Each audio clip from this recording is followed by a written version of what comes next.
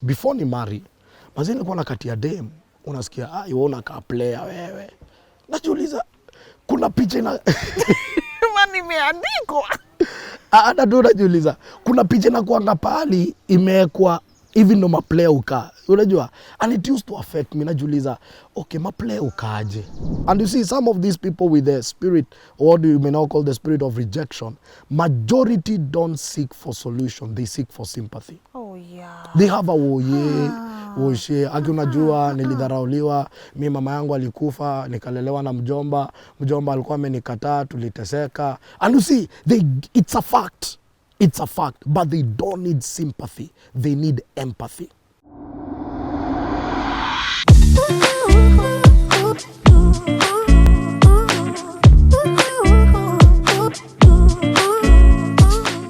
Hello and a warm welcome to the show. My name is Lynn Ngugi. Now, it's not the first time I've heard people say that what this person is suffering from is the spirit of rejection.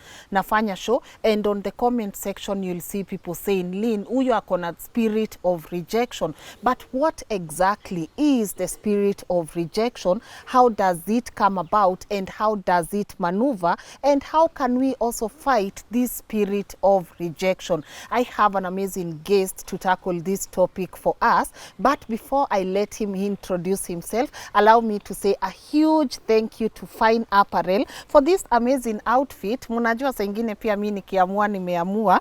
They really dressed me and I truly appreciate. Check them out. Their contact details are here, and of course to our partners here at Westwood Hotel for giving us this amazing location so that we can get to bring you impactful stories. And now, without further ado, please allow me to let my guest today introduce himself. Hello. Well, thank you very much. How are you? I'm fine, thank you. Please introduce yourself. My name is Pastor Tim Wangi, resident pastor, Life Church International, Limuru. Yeah. I'm also the founder through the Mentorship Society, Yes. an author. Yeah. I've written a book called The Value of a Woman's Worth, Yeah. and also Understanding Family Battles. I'm a husband of one, Oheto Kabi, and baby Tiffany. That's my baby girl. Okay. Yes. Yeah, okay, I don't mean to give Parents Magazine a free ad, but I was going through your story on the Parents Magazine, and it was really beautiful. Wow, thank you. It's not the first time I'm having you on the show. Yes. And for me, I'll always be grateful for every time I call you and you are like, it's okay, Lynn, wacha tufanye hii show. No, nantafutianga topics ngumu. Is it topics ngumu? But who else can handle these topics for us, Pastor T? First, you know, people say you are really relatable. And true, you are really relatable. Wow. And you relate with a lot of people. So even for me having this conversation with you, it's on the basis that I feel you are the right person to do so. And I know my audience will definitely learn a lot from it. Sini sawa? Haya, karibu sana. Tumekubaliwa kusema luku imeweza? Pia yako imeweza. Asante sana. Yes, karibu. So the main reason I called you for this particular topic ni the spirit of rejection. And what exactly is the spirit of rejection? And me, I'm on this side where we know nothing. Hata mi mwenyewe I don't know, but I've often heard people say I'm suffering from the spirit of rejection. So break it down for us so that by the time we finish each show, we have a couple of solutions. Well, that's amazing. I've read my Bible cover to cover, and I've never seen a spirit called the spirit of rejection. That is not to say that you may not find instances in the Bible of people that have been rejected.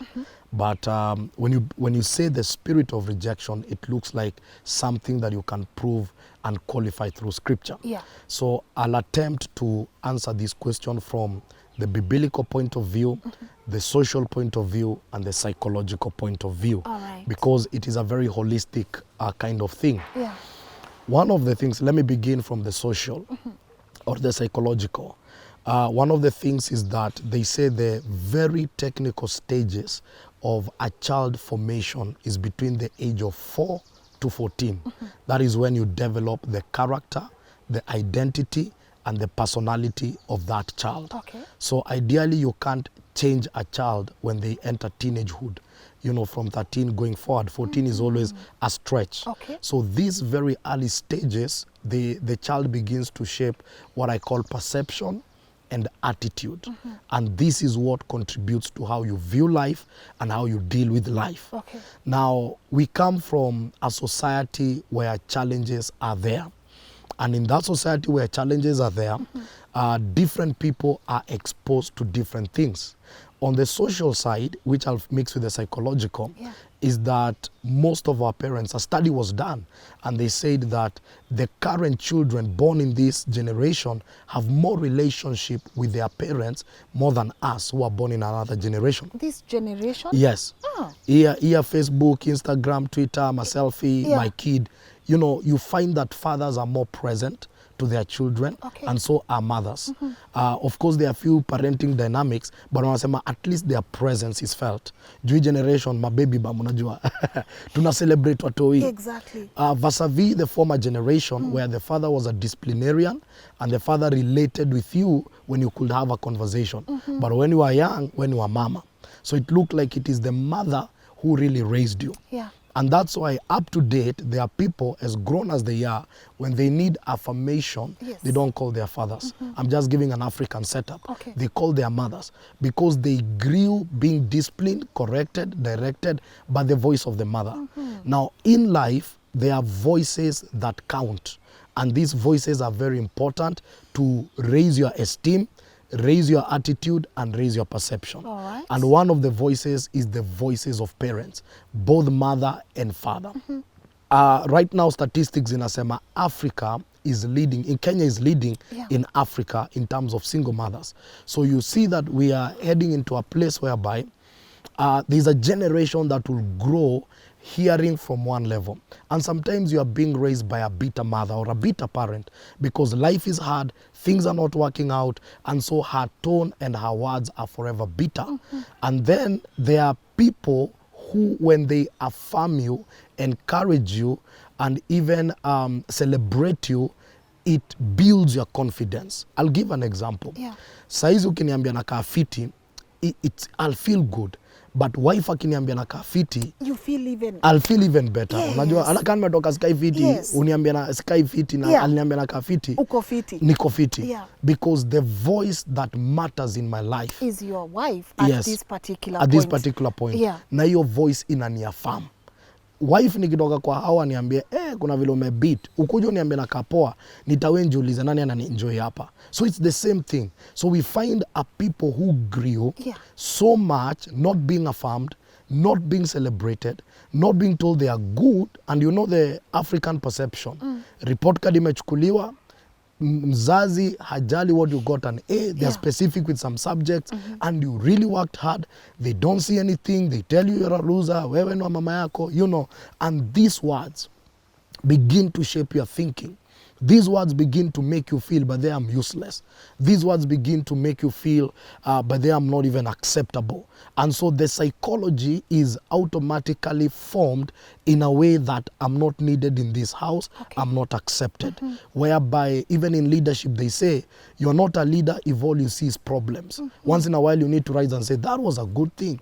You did a good thing. But you see, we live in this community and society and even background where what our parents did was to tell us what was wrong, but they never told us what is right. So there was no one to celebrate us, and we were always working hard to please them, and we didn't hear any story of you are doing well or this is good. It was a military camp. Yes, it was a military camp. So you grew fighting. And this is now what opens even a door for negative peer pressure. It opens a door for people. Some people say wanaume usikizwa kwa bar. Kwa sababu there is nowhere else they can speak bila kufaitiwa, bila kuopoziwa.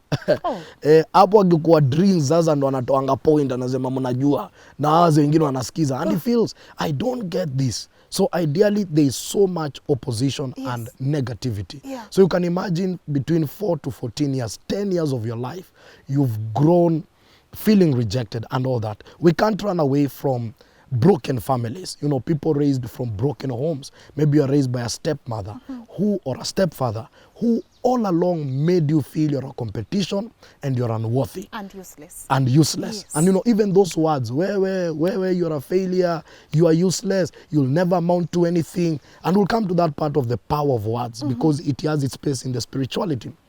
So that shapes your attitude, it shapes your perception.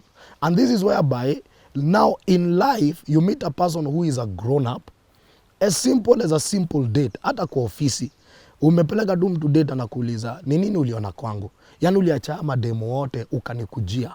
Because all along I'm growing in an environment that she's rejected, and she grew feeling she's a nobody or he's a nobody, and he doesn't see anything good. You know, the same thing sometimes you get into a place, and no offense to gate people, some of them are very learned or watchmen.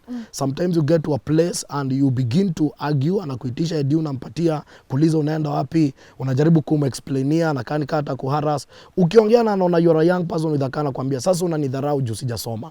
You know, it's a perception. You ado jamdharau, it's an attitude. I remember one day I was getting to a place, na uchi akaniambia hivyo. And nikamwambia wewe ni kama baba yangu, you know, hata baba yangu labda kufika pale nimefika, and I can't dishonor you. Yes. And I could see the anger and the bitterness. And I said, this one, I'm not the one who provoked it, but this guy just sees himself as watu amvalue ile job anafanya, anaona hii ni job ya watu wajasoma, na labda sijasoma ndio maana niko hapa. And no one respects me here. This is a young boy driving, and anakani kama na look down upon me. So you begin to see there's also that negative vibe, so that you have this attitude and this perception. So that creates a cloud of you are so negative that wherever you enter, quote unquote, you are toxic. Umeko kwa ofisi, you can't work with people. And the sad part is that you don't know it, because you've been conditioned to operate like that. All your life, this is what you have been hearing. And so wherever you enter, when people celebrate you, it sounds cliche. And when people look like they're embracing you, it sounds cliche. Because you're in a system of rejection. And so you go to a place, you see people laughing, you see people connecting, your social life is tampered, and you're forever secluded. And wewe haujui umejiseclude. But sisi tuko huku nje tunajulizanga, nini na kuanga mbaya na so and so, mbona uanga na hasira. You know, nimemuitisha tu password ya email, but vile ananijibu mpaka anashindwa kwani nimemkosea. And so people begin to avoid you because they can sense there's an energy. To go deeper, we are still on the psychological. We are still on. Why? We are going deeper. To go deeper, and this one explains to some level the concept of what we call the LGBTQ. You know, some people saying me personally nilizaliwa hivyo, ama mina feel tu nilizaliwa hivyo. You know, I get attracted to this gender, and this is not to justify it, but they say the mother psychological wellness is connected to the child. How happy the mother is or how sad the mother is, that child connects to that. So if as early as when you're in the womb, noko in a violent home, whereby mom upigwa, you know, sometimes when you have a pregnant wife, kuna time unaongeanga mtoi ana kick, yani nikasha jua voice yako. And you see, this is a soul, it's a mystery. And there are times pia you can make, especially watu wamezoea kushout na violence, there's a time hata unaweza kuwa so violent na hata wife ingia miscarriage. Kwa sababu system sasa inakani kama delete. And umtoi pia anaweza grow. In fact, they say kuna watoto wanga reserved, ni kama hawataki kuongea na mtu, amejificha, because as early as the womb they grew in an environment that was very violent. So the moment alikuwa anasikia kisauti, umtoi ni kama kitu namwambia ni kubaya, anarudi na huko. And you know, the mystery is that souls have a way of connecting. That's why unaweza connect na mtoto aongei, lakini acha kupenda na mkona tu na kaweka kuconnect. That child in the womb has that way. And if a mother is pregnant and maybe a mother wanted a boy and the child is a girl, you know those things, haka nika kijana, haka nika boy, bago umeanza kushop by faith tungo to a blue. And then ado nasema hata sitaki kwenda gender scan, mimi nataka tu, mimi najua Mungu wangu amenifanyia, amekika boy, boom kadem. All along in the subconscious, your feelings were being transferred to that child. That you are not wanted, I want a boy, I want a boy, I want a boy. So this child psychologically might come framed, feeling that I'm not wanted. Na hivyo unakutanga to some level, dig deep, utu to tomboy. Ama utu to boy wanga to dem. Unaona boy kabisa na ka dem. Ukidig deep unaweza jiuliza kwenye mko maboy wangapi ama madem wangapi. I'm not saying all of them, but I'm saying a majority. Unaenda unakuta boy yeye ndio fifth born, now the 4 all of them are boys. Ama yeye ni second born, but wa kwanza alikuwa boy, akakuwa boy. Ama wa kwanza alikuwa dem, akakuwa dem. And you know, parents don't tell you, but they don't know that their wellness psychologically ina affect mtoi. Pia kuna ile ball unapatanga na uko na hasira. Uko aje, how can I be pregnant? But unajua siwezi chuja. So you are bitter carrying that pregnancy, you are forever complaining, you're in tears. That kid from the womb feels I'm not wanted. Whoa. I'm rejected. It starts from uko ndani. Inaanzanga, and people don't know, you know, you're because you see you have the self. There is you as Lynn. And kitu inaweza happen. Na ujiambia, I know my values, I'm a believer, I can't abort. But this child, especially sometimes unakutanga kitu kama incest. Juu kuna watu wamezaliwa out of incest, you know, ama tu kitu ili happen na mtu hauko na anticipate, but umeamua ku keep the pregnancy, you know. Wale wanasemanga babako alikuwa jeshi alikufa, you know, but you know this is the father, but I'll never allow this child to know the father. So ideally unakuta from that early stage there is a form of rejection, and the child psychology is formed to know that I'm not wanted, I'm not needed, and guess what? This is not my place. So that is if I was to give a psychological framework, it begins from the womb, the interaction of the mother with the child, the feelings of the mother, the environment where the child is growing, and also the formation stage of a child between 4 to 14 years. Who are the people that have formed this child? Who are the people that encourage this child? Who are the people that do all these things to this child? Because at 15, you can't change how that child feels and how that child is. Na hapo sasa ndio challenge ukuja, huyo mtoto analetwa kanisa deliverance. Ako na mapepo. Pastor huyo ako na pepo, huyo ako na spirit ya rejection, huyo ako na depression. And huyo mzazi ukiangalia from the beginning, yeye ndo instill that mindset that I'm not wanted and I'm useless. And now mtoto take that very path of I'm useless. So what is needed? And that becomes very key. And even in the Bible, there is a story. And this story now, for me, it gives the solution for what I call the psychological beat. And the solution here, there's a young man in the Bible by the name of Jephthah. Jephthah, iko kwa Judges. Alikuwa ni mtoi wa prostitute. So babake alienda akadozi na prostitute, mtoi akazaliwa. But the father had a wife. Najua Bible wanga na real stories. So watoto wa the real wife wakachuja boy, so that as part inheritance. And na Bible nasema after the young man was kicked out, Jephthah, when he was kicked out, the people that surrounded him were useless people. So you can begin to see, number one, you're a child of a prostitute. It's a disadvantage. In this society, Israel, prostitutes didn't have a place. So they were considered as, you know, people that are less, even today, you know, values are low. Then the very father that sired you has another wife, and the children of this father kick you out. So that's the first step of rejection. And your mother can't fend for you because she has no place in this family, and her trade does not allow her to fend for you. So you are automatically rejected from the beginning. Now see where the guy ends up. The guy ends up in the company of useless people. It's as if society has a way of welcoming you. Kuja. Kuja. Hata duna sikiwazo kwambia, ai buda we hapana. We do kubali, we uliachwa, we kwenye upendwe. You know, he was surrounded by people who never spoke life. And I want to believe maybe this was a guy with a great future, and he sensed rejection, and he ends up in a people that you look at them, you know, these are not people of my level, not people of my class, but these are the only people I can identify with. But what I like about that story, it says one day Israel was in need of a warrior. And this Jephthah guy was the guy they went for. Wow. And they said, you know what? We need a warrior, and there is a war. And he asked them what will be done. Now, when you come and you win this battle, we'll make you our leader. So when I begin to look at the story of Jephthah, it begins to tell me the battle of Jephthah was not the one I'll invite you and the family to fight. There is a first battle he won. That was the battle of perception and attitude. And this one is the reality.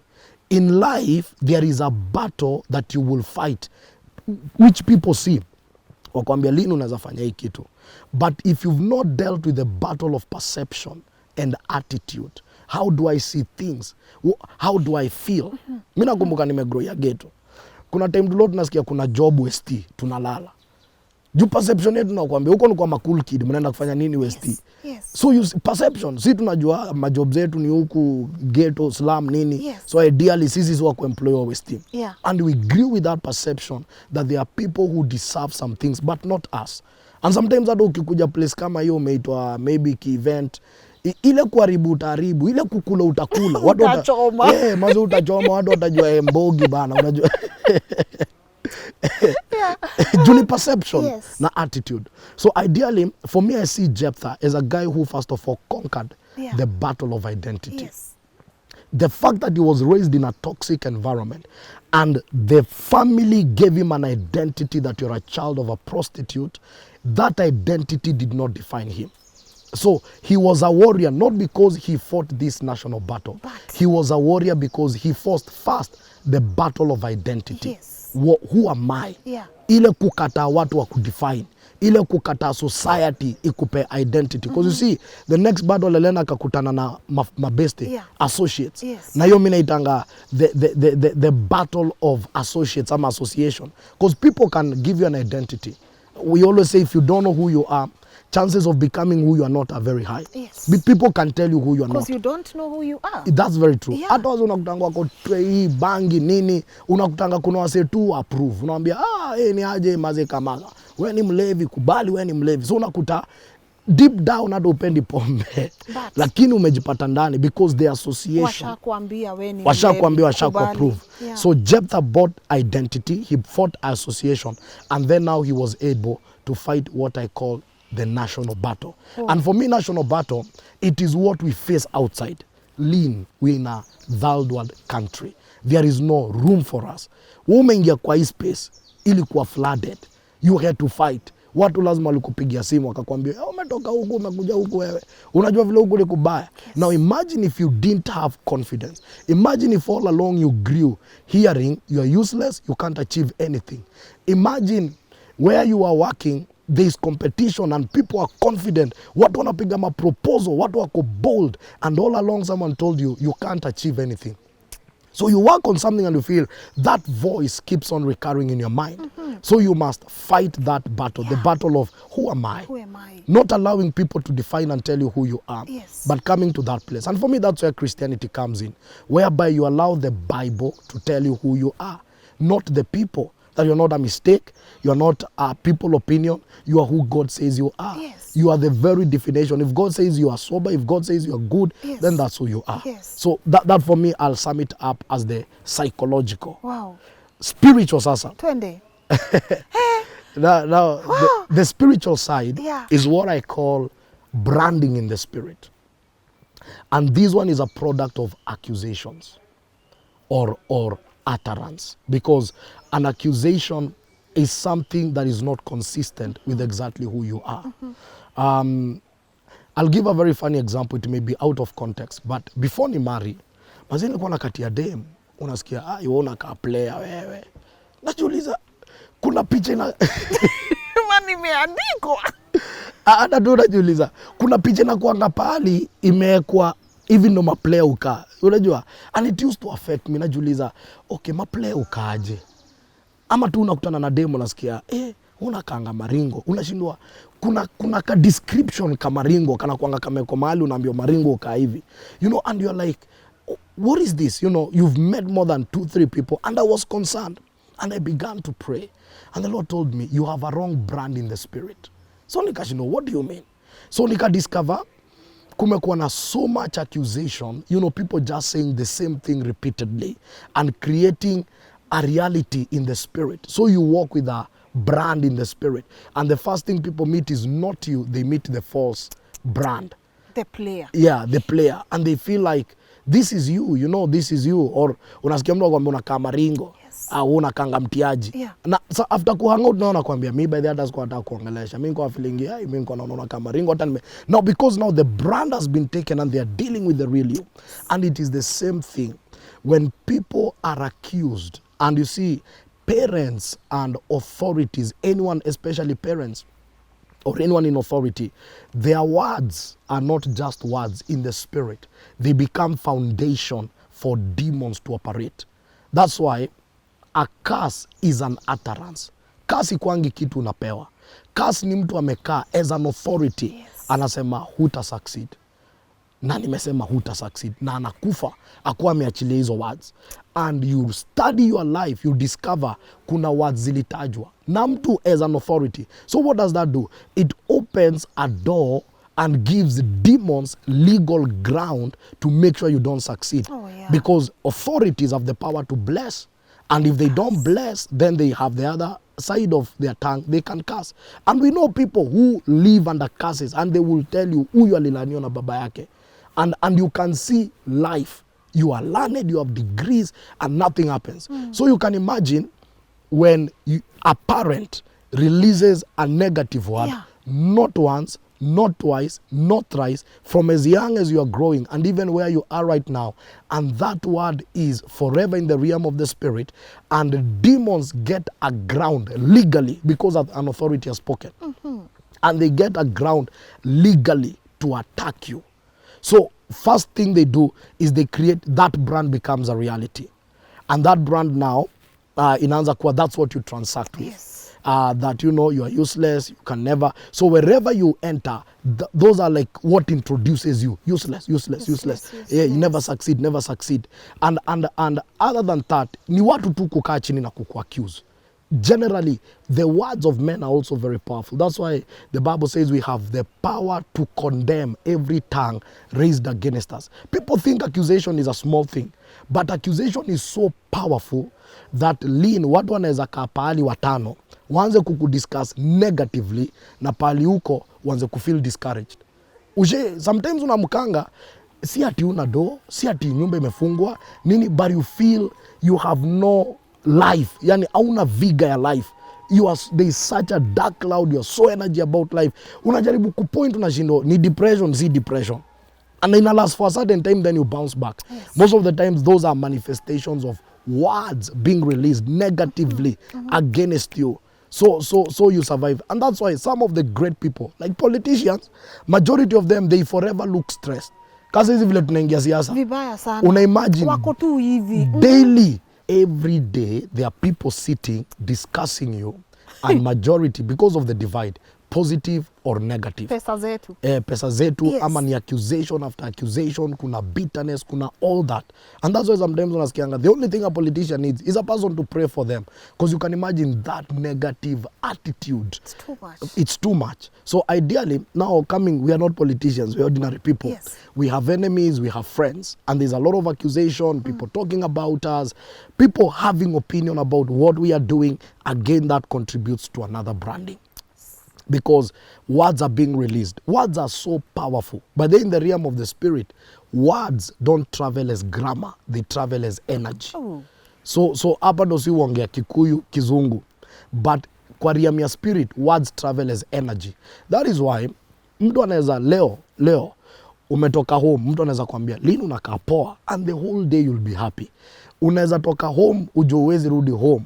Ufike stage mtu akwambia Lynn, hiyo nguo haukuona ingine, and the whole day utatembea na insecurity na kienergy fulani negative, because words are not just grammar. Words have power. Words have power. Jesus alisema, my words are spirit, you are clean because of my words. So we begin to see that words are very powerful. Na word inaweza anza kukucondition without your permission. That unakuta imeanza kukuframe in a certain way, that the way people talk ni kama wanaongea in a way to show that you are not worthy, in a way to show that you are not good enough, in a way to show that you cannot perform. Na unakuta that environment wamecreate inaanza kukuvomit. Kwa sababu sasa you can't belong there anymore. Na hivyo unakutanga a very senior person waking up and resigning. No reason. But ukiangalia huku chini kwa kampuni, everyone is talking and they have a negative statement. It is rejection, and it's being pushed. And that one now begins to constitute what I call the spiritual side. What people say. Most of beginning from authority. And authority for me here is parents and also pastors. These two people hold a lot of weight, or spiritual leaders. They hold a lot of weight in the realm of the spirit. Because let me tell you, as a pastor, there is an office I sit in, and then there is a person that I am. Sasa hiyo ndo kitu watu hawajaielewa. Mimi ni Anthony, but mimi sikujiita. Mungu aliniita akaniweka ofisi fulani. So kuna time naongeanga inakuwa sio mimi, ni ofisi iliongea. Mimi na udhaifu wangu na weaknesses inakuwa sio mimi, ni ofisi imeongea. Na at that hour, if mwenye ako kwa hiyo ofisi yako immature, the devil takes advantage to misuse. That's why nasikianga kuna pastor lilaani mtu.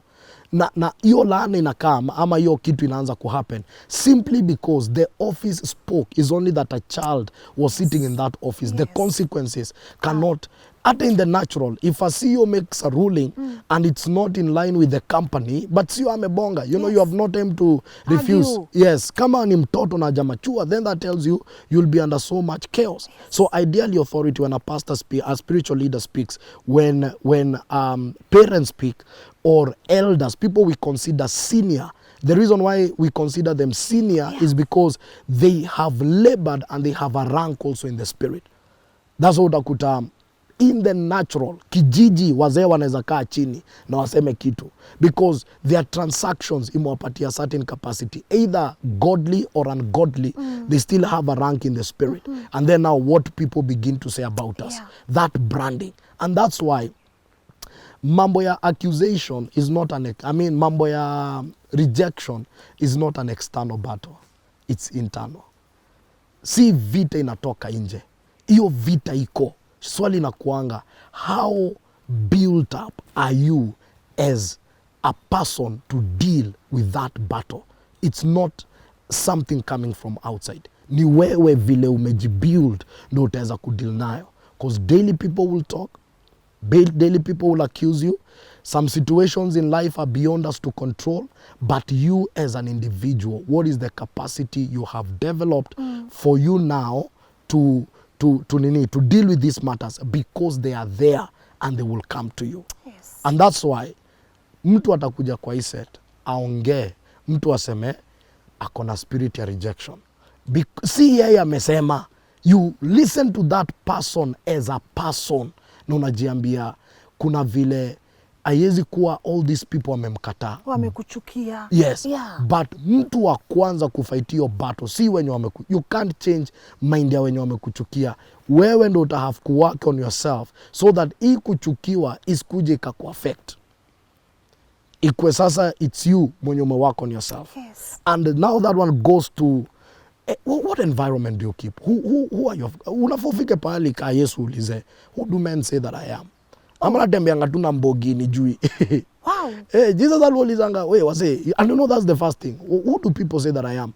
Watu kukuambia vile watu wanasemanga wewe ni nani? They are very confident. Alini watu semanga wewe ni mtiaji, uanga na mapedo, then I ask them.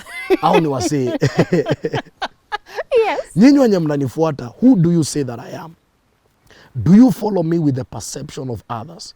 Or have you hung out enough with me to know who I am? Wow. So lazima uaudit circle yako juu inaweza kwa hiyo circle tu ndo kukula. Mimi niko na a very personal story which something that is very close to me. You know, I look at this person, and anytime we are having a meal, I discover this person has to go to the fridge and take what we ate yesterday, but I'm eating fresh food. And I'm like, what do you mean? So hanging out with this person, I discover this person was raised by a stepmother. So she was conditioned, fresh food is for these people, but ile libaki, mabaki ni yako. And you see, this is something that has happened for so long that now I begin to understand, wait a minute, how I deal with this person really matters.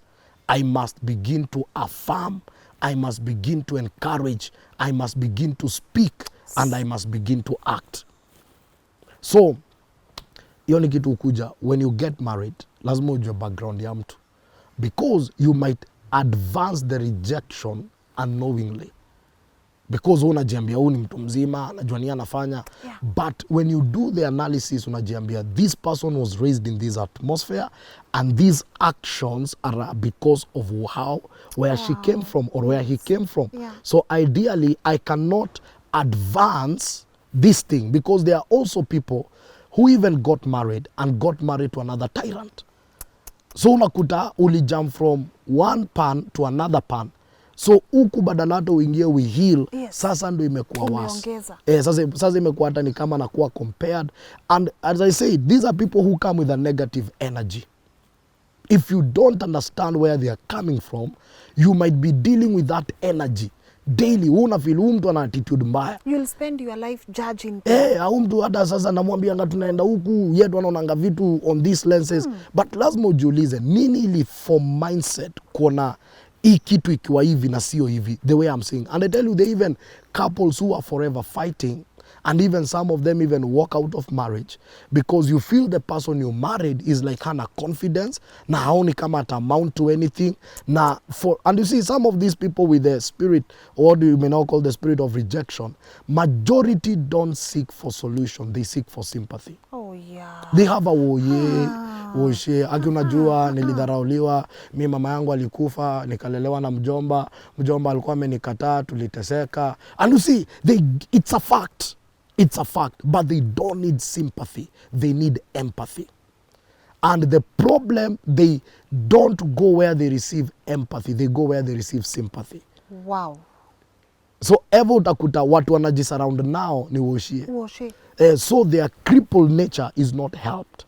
So lazima kuja place. And after, when I was working in TV, watu walikuwa wanaletea muziki, wanaambia mazee mimi ni orphan, unajua hii ndio shughuli yangu mazee ti. So namwambia sitaki kukusupport juu ya huruma, nataka kukusupport juu uko na kitu, juu ya talent. Juu ya talent. Wacha nikwambie boss, you can sing, boss you have talent, correct 1 2 3, you are good. Because huruma iko na pali nafikanga, but talent kuna pali itaenda. So what was I doing? I was trying to build. Some didn't even understand me because they felt nafaa kupewa huruma juu ya kile nime go through. But what I feel is, boss, you need to be so confident that you don't sell sympathy, you sell you as your talent. Let us hear your story. Maparwali die, but you are making these big strides. So majority of them, they feed on sympathy. Oh yeah. And if you are rational enough, the first thing you'll give them is sympathy. Because we are human, we are emotional. You look at a person, what they've gone through. Yes. But the reality, sympathy does not get them out. They need empathy. They need someone that can speak to them something they have not had. Yes. They need someone who can tell them, you know what, you have no power over the past, but the past can affect your future. You can't live in that bondage of niaje, this is what happened. And it is also in the Bible. Kuna mtoto alizaliwa, alikuwa mtoto wa mfalme, alikuwa anaitwa Mephibosheth. Iko kwa 2 Samuel 9. Mephibosheth alikuwa mtoto wa Jonathan. Jonathan alikuwa mtoto wa Saul. Saul the first king of Israel. So Saul alikuwa the first king. Jonathan alikuwa according to monarchy, yando alikuwa kwa the next king. Yeah. So Mephibosheth alikuwa grandson wa Saul. So alizaliwa kwa palace, alitest palace life and all these things. And then a day came, there was war in Israel. Saul na Jonathan wakaenda war na wakauliwa. Then the servant mwenye alikuwa na handle Mephibosheth akamchukua akamweka kwa horse, wakikimbia akaanguka akavunjika miguu. Na akampeleka place ilikuwa inaitwa Lo-debar. Now Hebrew word ya Lo-debar inamaanisha a place of no communication. So what is that? A place of separation. Now this is a child of a grandson of a king, Saul. Amepelekwa Lo-debar and he is a cripple. So unaweza angalia all that, hiyo combination ilikuwa enough. Na pale amekaa hana privileges, David ametake power. And David amerule. But David alikuwa na covenant na Jonathan. So akauliza, kuna mtu wote kwa familia ya Saul ni mshow favor? Wakaleta mzee alikuwa anaitwa Ziba. Akasema kuna mwingine. Wakasema kunaye lakini ni cripple. So you begin to see the definition. Yes. He is a cripple. Though cripple alikuwa na royal blood. But when this cripple was brought, Mephibosheth, the first thing aliuliza David, what have you seen in a dog like me? So ni kumaanisha situation ya life, rejection, Lo-debar, ilimpeleka kwa attitude ya I'm not worthy. Akauliza, what do you see in a dog like me? David hakuona dogi. He saw the godson of a king. Yes, David alikuwa anaona boss, uko na royal blood, you belong to the king's table. Na akamwambia hapana. In fact, the Bible says David never answered him. Alisema from today nime restore wealth ya buda yako, utakuwa na manage, na from today you'll be eating at the door, at the king's table. Yes. So you can see there are times even God wants to restore you, but your mindset is that of a dog. Speak now. So you still have a mindset. So the problem is not, are you a cripple? The problem, have you located your bloodline? Have you located your worth? Because huu ni mtoto wa mfalme. Hatuwezi toa ufalme ndani yako.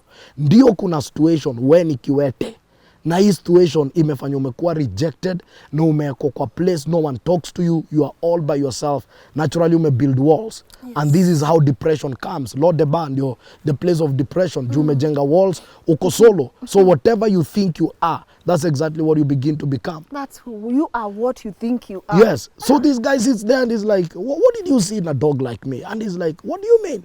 No, a dog like me. And David says, you belongs to the king's table from today.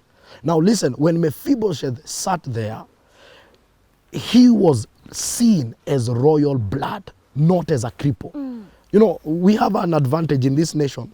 We had a president who was sworn in on a wheelchair. Yes. You know, and kaguna president alifanya, everyone track record yake ndo the very current. Yes. Kila mtu zemanga siku za Kibaki. Yes. And let me tell you, hakuna siku newspaper iliandika Rais Kiwete. True story. True story. It's Rais. Rais mtukufu Rais Mwai Kibaki. Yes. Amesema whether he was on a wheelchair or not, because he came to his position as a president, yes, his condition could not speak. So there are people who have amplified their condition and they have aborted their position. Whoa. Say that again. Yes. There are people who have what? They have amplified their condition. Yes. And so they have already killed or aborted their position. Yeah. And that's what the devil wants you to have. To have this energy that you are useless, you are not worthy, you are not going anywhere. Because just as I shared about Jephthah, yeah, there is a warrior and there is a king in you and there is something great. Let's look at the story of Joseph. What did Joseph suffer? Rejection. And you can study this guy. He has no problem. He sees a dream. He has a picture of the future. What does he see? Twofold levels. He see the wheat bowing. Alafu anakuja naona the sun, the moon and the stars. Now hii vision watu wajeelewa. Hii wheat ilikuwa ni familia. The sun, the moon and the stars ilikuwa authority ya Egypt itabow. So alipata vision in twofold. Kwamba familia atakuwa leader na authority ya Egypt itabow. So there was a divine seed and a divine agenda. So the only thing ingekilio seed ni rejection. You can see how powerful this thing is. Hakuna kitu ingine ingekilio seed. So and sometimes when you begin to look at people struggling with rejection, what is the flip side? Because in life you must ask the question, why me? What is it that I have that even hell is mad about me? Yes. So that now Joseph looks at them, he doesn't fight them. And he was rejected by father, mother, and brothers. The first rejection was family. The guy ends up in Egypt. Potiphar, amempe job. And you see, one of the things you need to understand, the story of those days is that slaves were not sold with clothes. So the man shows up naked in the slave market. The brothers wamemwandress and he sold na ameenda kwa markets za Egypt. Ameuzwa, amechukuliwa kwa Potiphar. Pale ana work, Potiphar's wife ako interested. The guy says no. Then again he's accused. Now he's in jail because of accusation and he suffers rejection. Home walimreject, kwenye ameenda ameakuziwa. Then akiwa jela amesahaulika. Wale watu walisaidia wamemsahau.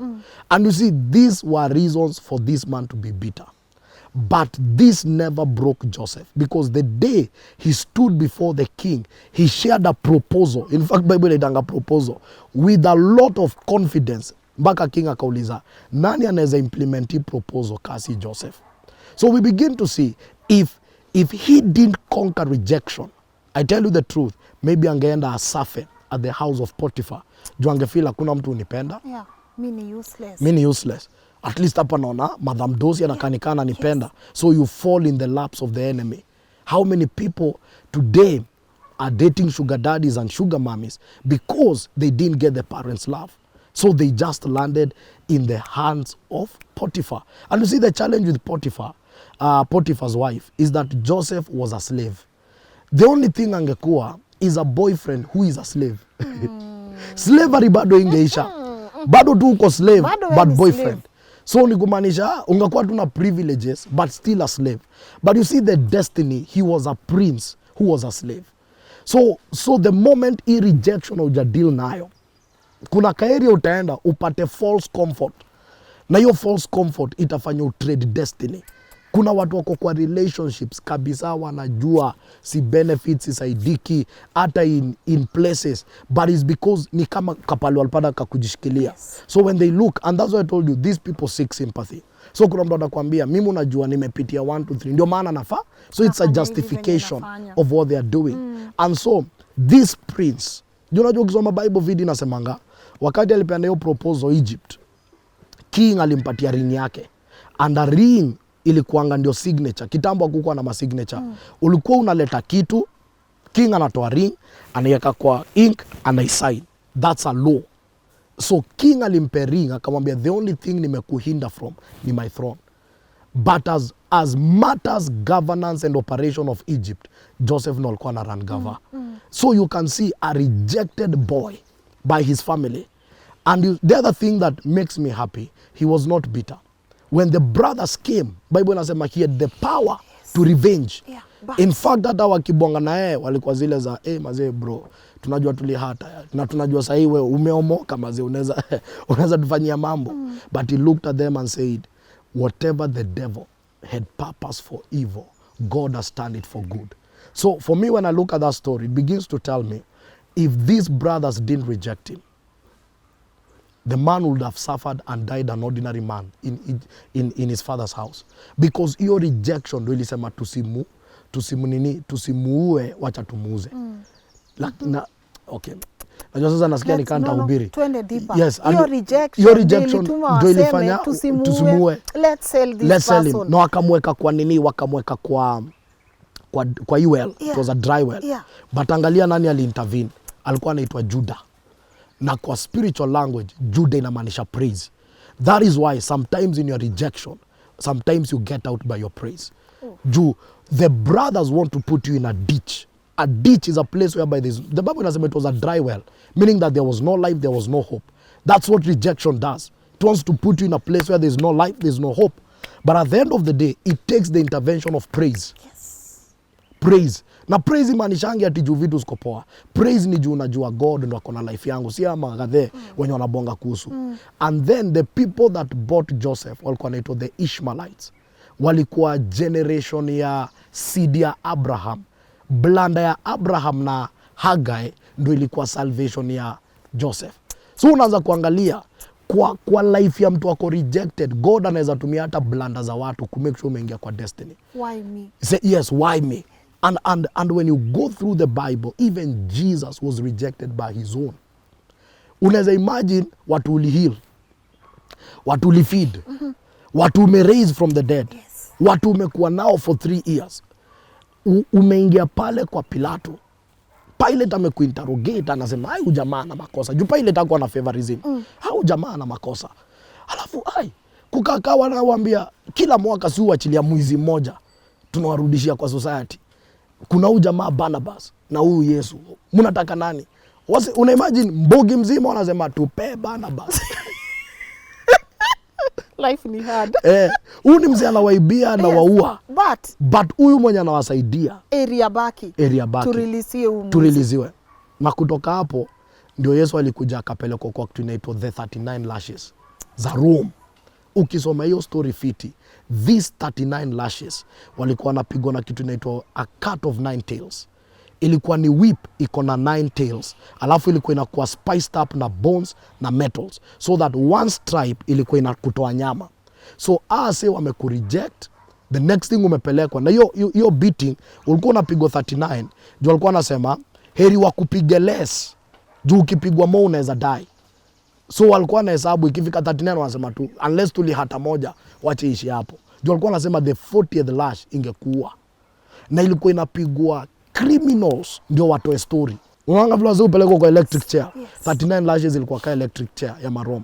Anu wazee umehil wako hapo wanaangalia ukichapo. No ulikuwa unakuwa tied naked.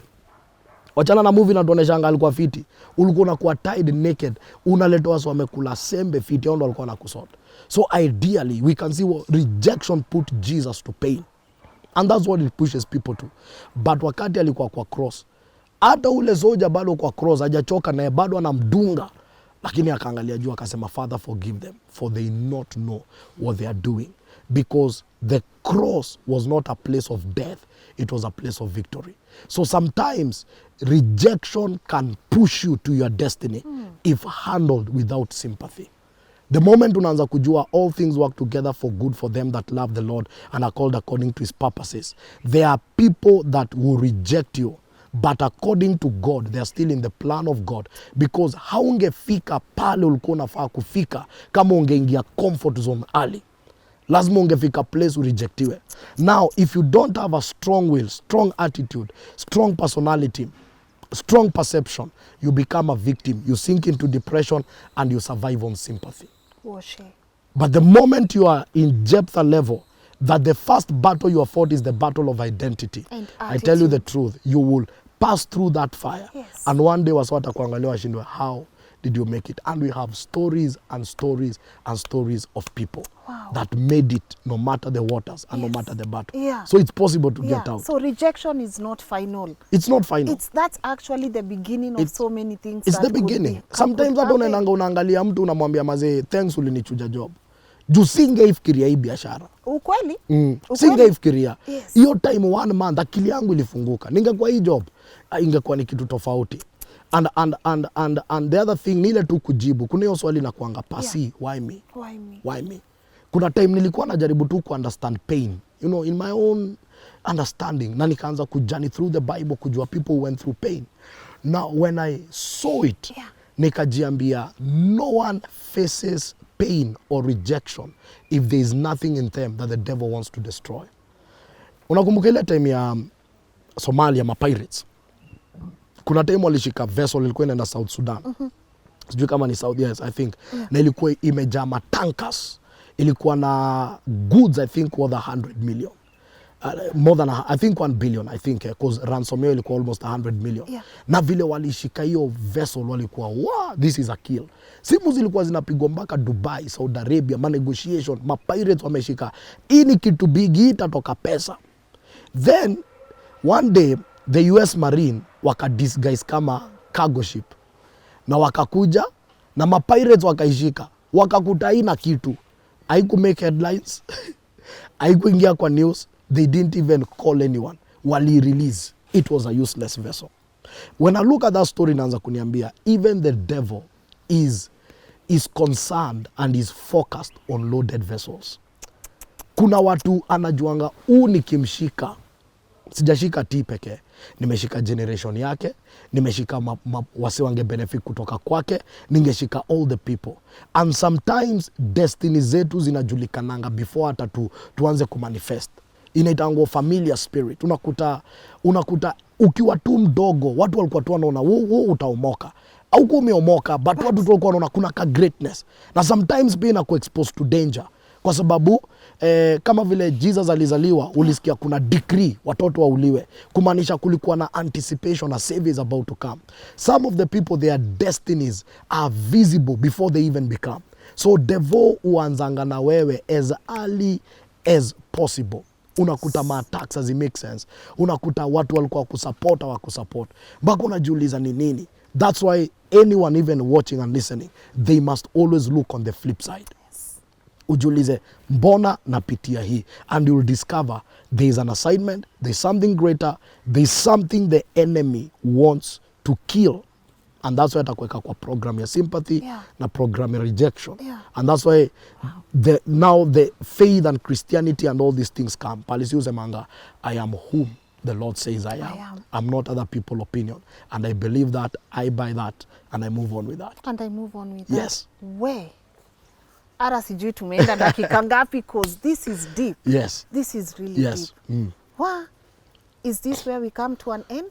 Maybe tunaweza guzia the society side. Yes, please. Just to say that living in a third world country, we need to understand that people are going through tough times.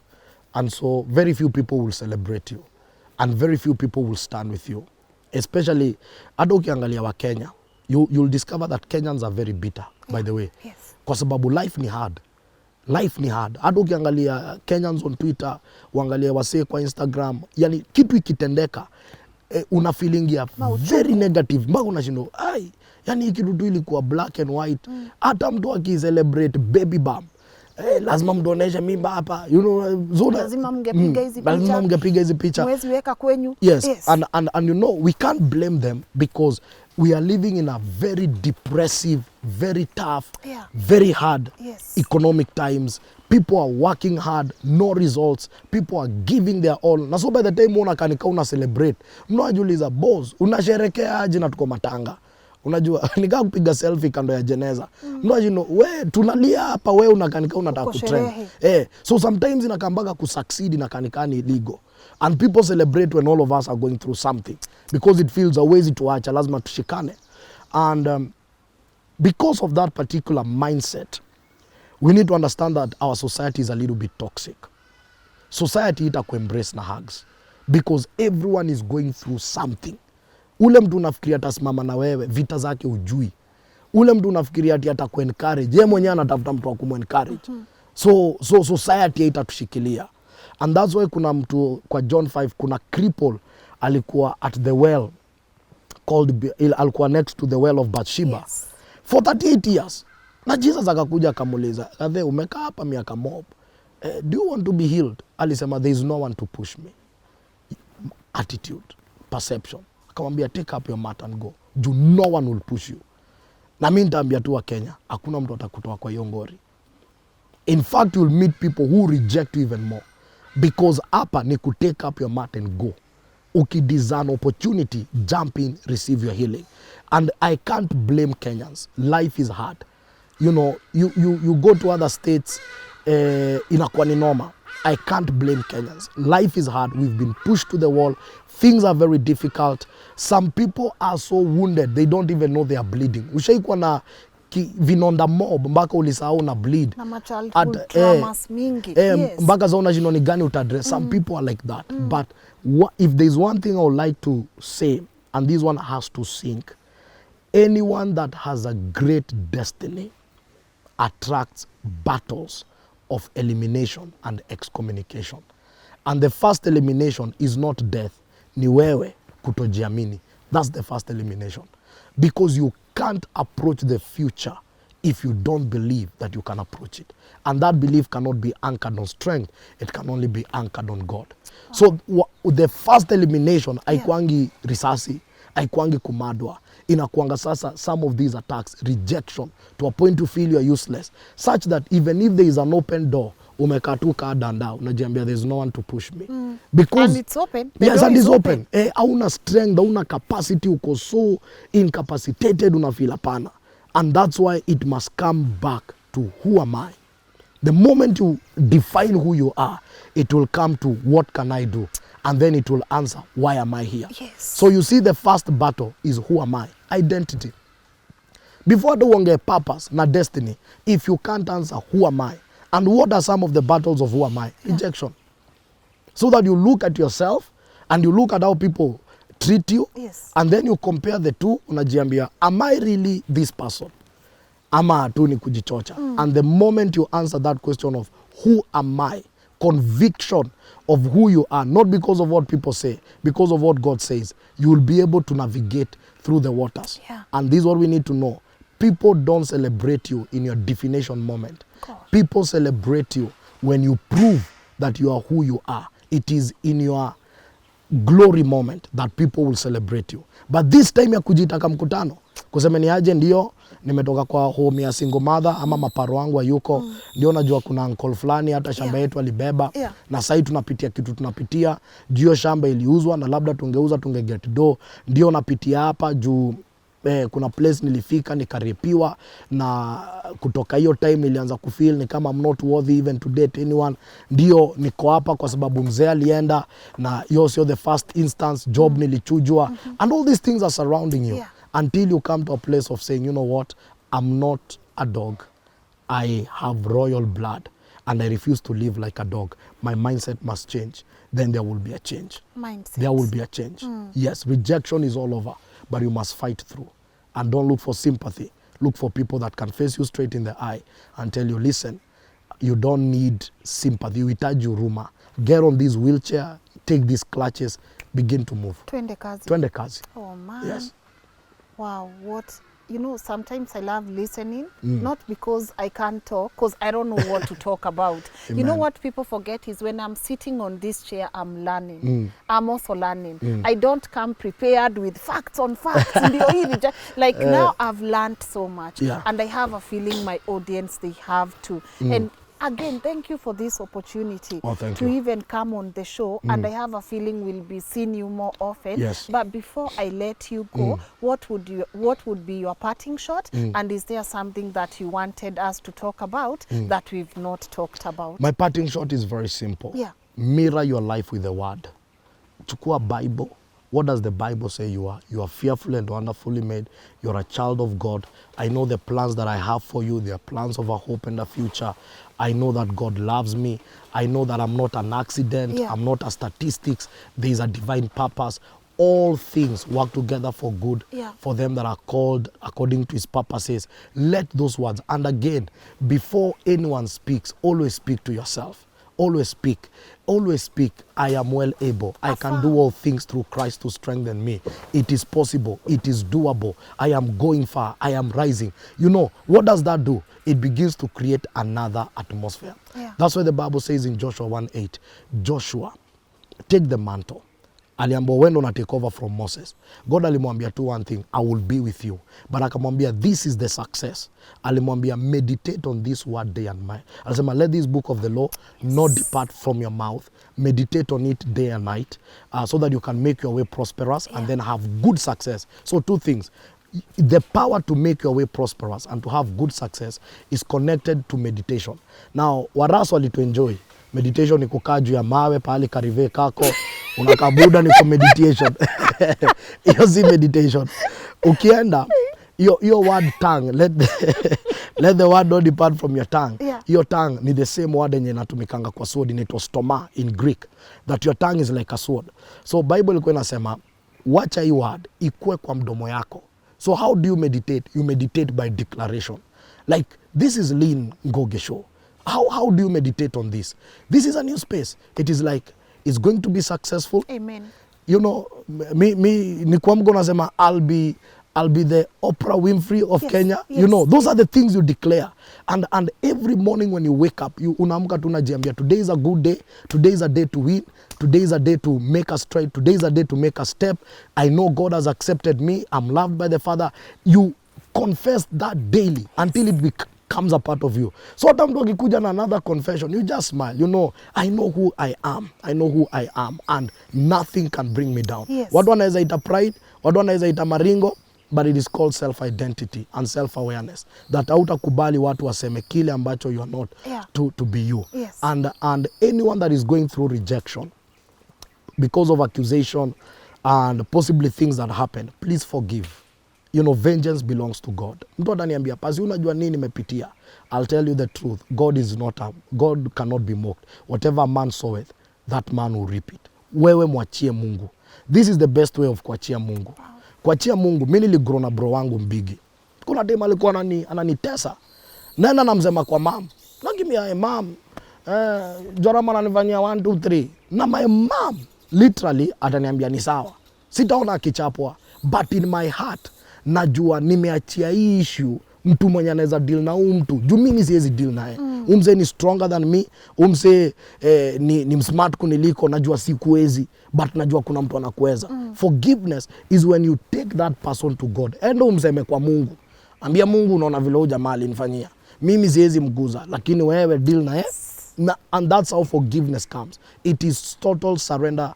Na Mungu is very fair. There's the other thing after forgiveness, and this is genuine. You will raise na mother more abusive. Hata ka uko na marks za kukuuma na nini, we mwachie Mungu. Wacha hiyo bitterness isikubebe, ikuwe down, that every time unataka kufanya kitu ndio waone. You'll never succeed. Wakati Hannah alianza kupray apate mtoto, ndo Penina ajue. Mungu alikuwa anajua bado, I don't bless you so that others can know. I bless you so that I can be glorified. Siku ile Hana alikuja akasema, Lord give me a son and I'll bring that son as into your house. Hiyo time aliconnect na demand ya heaven. God was looking for a prophet. God hakuwa anatafuta mama Hana mtoi, ampe mtoi ndio a settle family battles. So this is the point. Kuna watu wana work hard, waomoke, warudi waoneshe mahita, tunaweza make without you. Most of them don't go far. And it adds to their bitterness. Inakuwa mazee, umze alinitesa, sijaomoka, na bado anakani kama akona the last laugh. Is because that blessing will have the wrong identity. Itakuanga nilikubless ndio uende ushow off na ikuwe ni pain kwa watu kunini kumaanisha you didn't believe me enough. And there are people who stagnate because of that. So you work very hard and nothing happens. And whatever motivates you is not love, is bitterness. You wake up very early, you nataka ku make dough, and that bitterness matures to be very frustrating. That no matter what you make, what it mention, you still go back down. And finally, ni kupray. Cancel accusations. Cancel every branding in the spirit. And that branding, there is no vacuum. As you cancel them, declare who you are in the spirit. And you'll discover slowly, kutakuwa na the wow, mazee sikuwa najua unakuanga hivi. Wow, sikuwa najua unakuanga na roho fiti hivi. And those are the signs that now, hii kitu inakuwa broken. Na the real you, anaanza kukua revealed. And above all, this life is once. You can't live the whole of your life ukibeba watu. You must live ukijibeba. For lack of a better. One guy gave an example, akasema, unforgiveness ni kaa kubeba gunia ya viazi imeoza. Unabeba harufu na unabeba mzigo. Ule mwenye umebeba hata sikii. Na mi don't touch audience na hiyo. Unforgiveness is like a man carrying a sack full of rotten potatoes. You bear the weight and you bear the stench. The day you put off the Lord, you discover it's not the other person you release.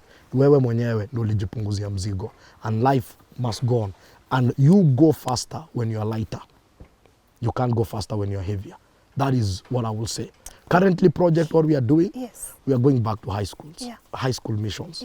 Tumediscover kuna generation haina mapasi, watu hawaelewi. Kuna tumbogi fulani, watu hawaelewi, na kila mtu anauliza nani atawarichia. So we are going back to high school missions, preaching to our generation. Just to make sure that some of our experiences, some of the pains, the bitterness, the rejection, we can share with them our scars and tell them, you know what, this is life. You guys are not living a different life. We've been there, we've overcome. So we are going through high schools all over the country and also colleges and universities. We are waiting for the country to be open. By the grace of God, to manage to secure 3,000 seater tent. We want to go mega. Each generation, watoi wana bleed. Wametoka broken homes. Wametoka places kuna chaos. Wengine introduced to lesbianism, gayism, issues. And hawata change kama tutawaangalia. Someone must get in their shoes na kuambia, boss, kamini tubonge. What are you going through? Can we pray and believe in them, encourage them, and pour your life to them. So that's what we are doing right now. Yes. I know you're on the socials, but for the sake of the people who are watching, where can people find you? And is there even an email address or a contact number? Yes. People can get me every day. By the way, we always have a Bible study. I have an online, it's called Pastor T Mwangi. Pastor T Mwangi. Every day we have a Bible study, 8 to 9. We have midnight prayers every Friday from 11 to 12. That is Pastor T Mwangi. That is Facebook, YouTube, and also Instagram. Also email me at pastortmwangi.co.ke. That's the email. Phone number is 040-714-713. 040-714-713. Unaweza DM, unaweza call, unaweza SMS. We'll try as much to reach you and even pray with you. May God bless you. Amen. You are so relatable, so approachable, so supportive. Amen. And I'm glad you've been on my show at the start of it all. Yes. Because even when I was Ukombali, you still trusted me with sitting down and just having a conversation. I don't take it for granted. And you're going far. Thank you. Me know na Oprah Winfrey, you know. I'm not saying you'll be high exactly, but I'm seeing the impact she had in sharing people's stories and just allowing people to be encouraged from other people's events. And that's what Kenya needs. People are going through tough times. One story encourages people. I've received phone calls from your interviewers wakiniambia tu mazee nilikuona, pia mimi nilienda, na it's been amazing. You know, that is what really matters at the end. If one soul can be touched, you've done your part, we've done our part. And yes. Pray for us and Amen. Pray for our show. Amen. And again, may God bless you. Amen. And I look forward to Amen. having more of these conversations. No problem. With you. Well, my people, they say half of knowing who you are is knowing who you are not. And if you can overcome the identity battle, me to sum it up, then you can pretty much face anything. Thank you so much for tuning in to this amazing episode, because I am waiting to see the comments, the engagement, and most importantly, what you have learned today on the show. Remember, if you want to keep in touch with Pastor T, his contact details, his social media handles, and even the email address ndizo hizi hapa kwa screen, feel free to reach out to him. As I've said, he's so relatable and approachable, so I have no doubt he will definitely engage you on a conversation if you feel that you want to definitely continue this conversation with him. If you want to share your story with me, my email also is right here. Send a well-detailed brief of your story, and who knows, we could be sitting here with you and sharing your story. Once again, thank you so much to Westwood Hotel for this amazing space. Check them out, for they have really good accommodation, their food is amazing, they have an outside space where you can hold events, and to find apparel for dressing me. I hope mmependa hii look, niambieni kama iwezi pia, tutajaribu tena next time. And to the amazing team behind this shoot, I truly appreciate you guys. Thank you so much for even walking this journey with me. My name is Lynn Ngugi. Till next time, bye-bye.